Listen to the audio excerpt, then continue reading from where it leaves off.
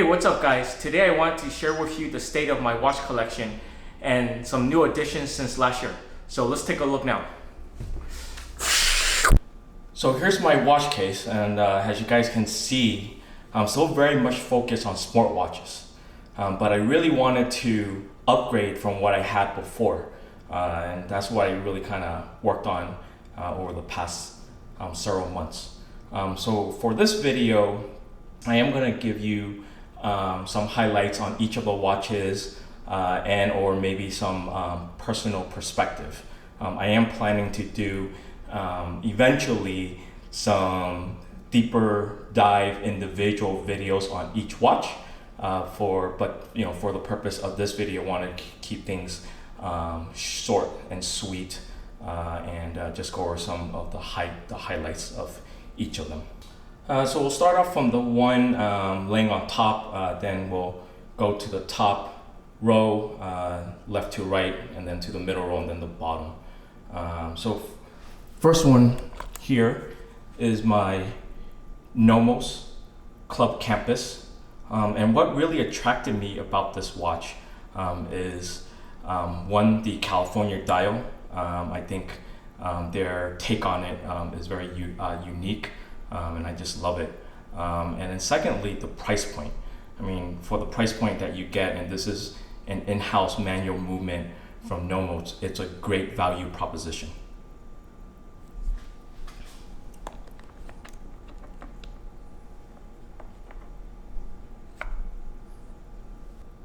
All right, so next one up is my IWC Big Pilot. It has a 7-day power reserve, and at 46 millimeters, this is my giant clock on my small wrist. This thing is huge, but I absolutely love it. And it's probably my second favorite watch out of my collection.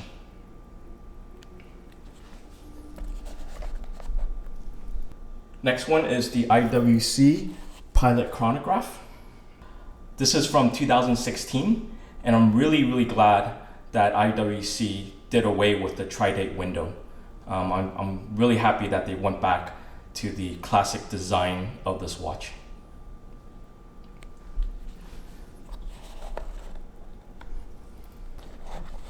Next is my Rolex GMT-Master II with a Pepsi bezel and an error dial. So for those of you that may not know what an error dial is, and I'll try to get as close as possible here. And as you guys hopefully can see through here, you can see the 2 after GMT Master. It resembles 2 sticks instead of the Roman numeral. So I think most of them should come with the Roman numeral 2, but instead this one comes as 2 sticks, so hence an error dial. I really like the one that Rolex announced and released this past Baselworld with the ceramic Pepsi bezel on a Jubilee bracelet. And I did think for a split second of maybe even upgrading, but that quickly went away. I absolutely love this watch. I purchased this last summer, have a lot of great memories of this watch, and some of the things that I've done already. I travel a lot, and with this and with the IWC pilots there, the Big Pilot and the Chrono, just brings me back a lot of memories on planes and hotels, and mostly all good ones. So with this, I think that this will be a future classic, and a lot of people already say that it already is a classic right now. Next is my absolute favorite out of all my watches, the Omega Speedmaster. And this particular one is from 1974, which also happens to be my birth year. So this is my birth year watch.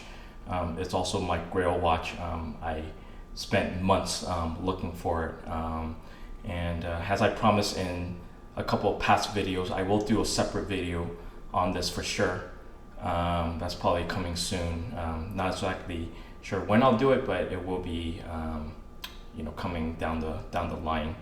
in the future, because I think it does have a very good story behind it. And for those of you that saw my collection video from last year, this watch looked a little bit different back then. It had a slightly different dial, newer hands, and what was going on there was, I had some issues with the hands, with the current hands, as you can see here, with some of the lume starting to come off just due to age. The second hand was a little bit bent, but from the great guys at LA Watchworks, and I'll put the link to their website in the description below, they were able to get that all fixed up and put the watch back in original condition, or at least with its original dial and original handset. So couldn't be happier with the results, and this has aged I think rather nicely, as you can see.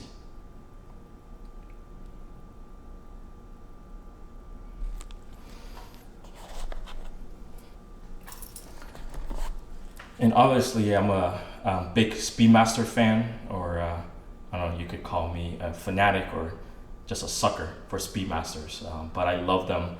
Here's another one. This is a more modern version, and since I have two Speedmasters, what I wanted to do with this one was a little bit different. So this one is obviously has been modified with a Panda dial and broad arrow hands, and I just wanted to have a bit of a different look than the standard Speedmaster, since I already have one from the just the prior watch that I just showed you guys here.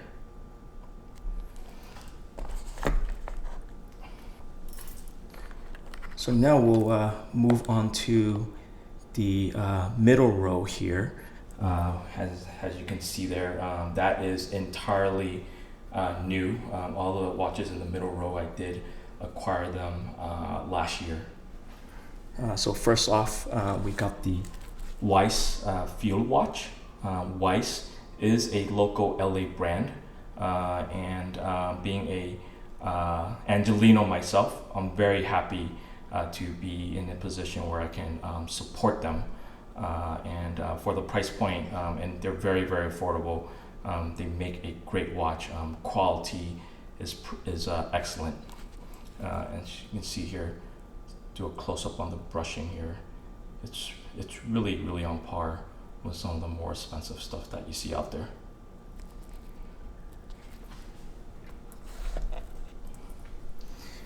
And here is my Rolex Explorer.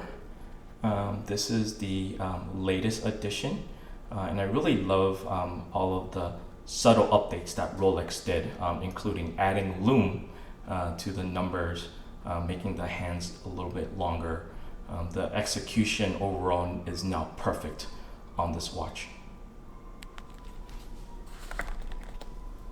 All right, and then next up is my IWC Ingenieur, the Laureus edition.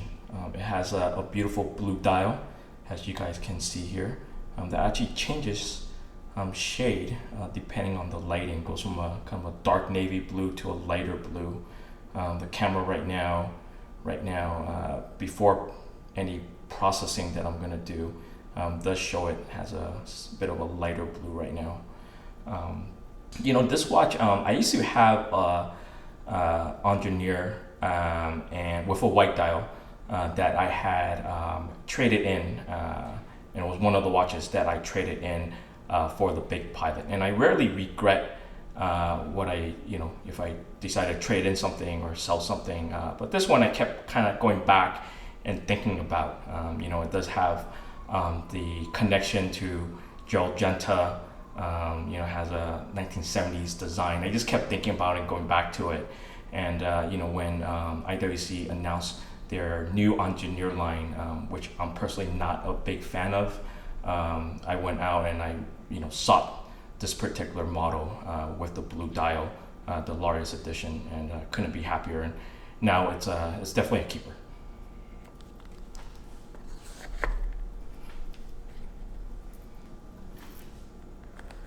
Next up is my Tudor Heritage Chrono. I love the 1970s design. In fact, it's more or less a reissue on the past Tudor Monte Carlo watch. Like I said, I love the 1970s design. It also has a second time zone function by changing the bezel to the corresponding time zone that you're at. It's also just a great summer watch. The colors really pop and it looks awesome.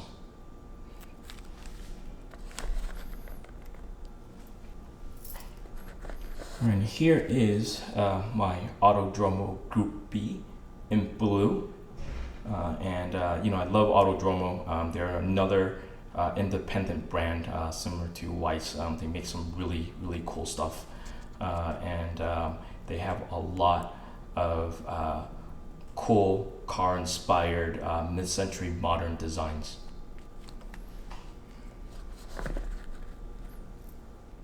All right, so we're gonna jump down here to the last row, what I call diver's row.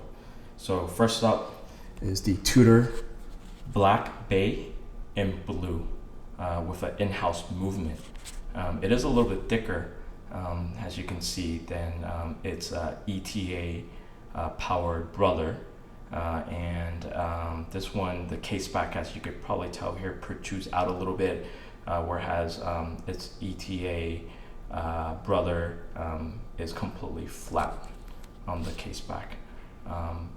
But I do love for this particular one that it does bring a longer power reserve, and the rivets on the bracelet are pretty incredible as well.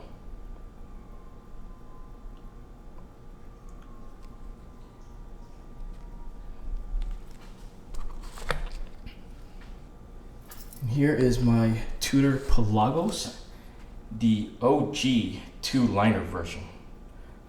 So this particular one, I think, is really the ultimate tool watch. This is powered by ETA movement, and I really love the fact that it is powered by ETA movement.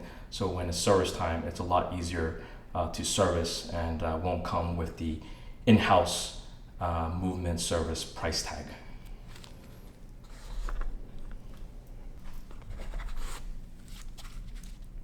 And here is my Rolex Submariner with no date, powered by the 3130 movement. In my opinion, this particular watch is the quintessential sports diver's watch. And also I think that the 3100 series of movements from Rolex is really unrivaled in terms of performance and reliability.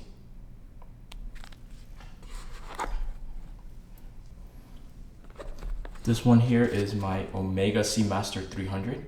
It has all the looks of a vintage watch with modern day technology powering it. When this one was first announced, and I believe it was Baselworld 2014, I wasn't quite a big fan of it. I think that the photography really didn't do this watch justice. But when I saw it about a year later in the Omega Boutique here in LA, I literally ordered one the next day, and it's definitely for me something that I needed to have, and also being a big James Bond fan, the Bond connection was also a little bit of a selling point. So yes, the marketing got to me there a little bit. The marketing worked. With this particular watch, I also have a lot of great memories. When I look down on it, it just brings me back to when I was vacationing last year in Hawaii, going snorkeling and hiking in trails, eating a lot of good food that they have out there. Just had a lot of fun out there, and this watch, that's what, when I look at it, for me is a little bit less looking at the time, but more of just the meaning and the connection.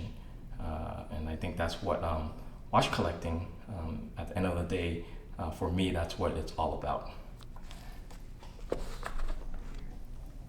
Last one here on Diver's Row is my Seiko Turtle. As you guys probably know, it's a very faithful, near perfect reissue of the Seiko 6309 model. Back when they had it, I believe it was in the 70s and early 80s. So this watch to me just proves that you don't need to buy something super expensive for it to be good, and this watch is really good.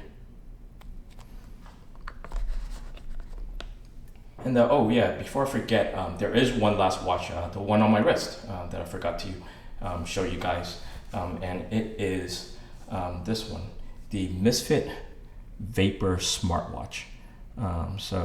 This is the only digital smartwatch that I have now in my collection. Let me take this off for you guys. So I do use this watch almost every day, mainly at the gym to track my workouts and my runs. And for today, since I just finished working out, as you can see from the track going around the inside of the bezel, I am almost at my daily activity goal. So I think I'm gonna, after this, go out for another run around the block to hit it.